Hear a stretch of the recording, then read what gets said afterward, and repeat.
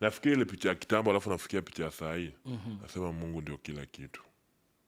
Kitambo hakuna mtu angekuapea heshima, lakini sasa unajua ukitokea, "Sir, can I have picture with you?"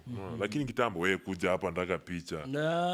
Wakati ule ukiwa conductor wa matatu. Kuna picha yako moja tumeiona ukiwa umevaa ile kinyasa yako kubwa na madontire unatembea tu pale. Sasa dontire ndio inaingia mjini uja. Sasa ile picha kuna jamaa kauliza, "Huyu ndio yeye?" Vile amekuona sasa umeng'ara na suti, unajua? Unajua sasa kuna kaheshima kidogo. Kitambo huyu mwana anavaa vinyasa atatuambia nini? Ndio akwambia kila kitu ni Mungu.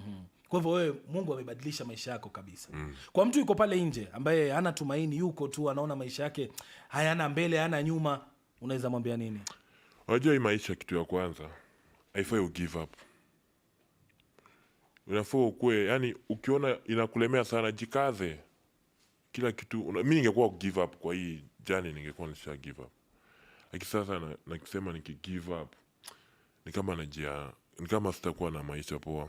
Sasa kwa hii mtu wako kuinje hii maisha, usi give up. Kama ni kusoma, soma. Hata mimi mwenyewe bado nasoma, lakini nasomea home. Kama ni kusoma, soma. Kama unafanya kazi, fanya na bidii. Siku moja itafunguka tu. Siku moja itajipa. Ikifunguka inakuwa kama ni hivyo tu.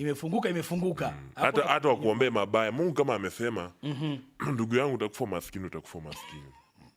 Lakini akisema utakufa tajiri, lazima tu kufa. Mambo yako tu yatakuwa. Binadamu hawezi kupangia maisha. Na ni kweli. Mungu anapanga. Mungu ndio anapanga kila kitu.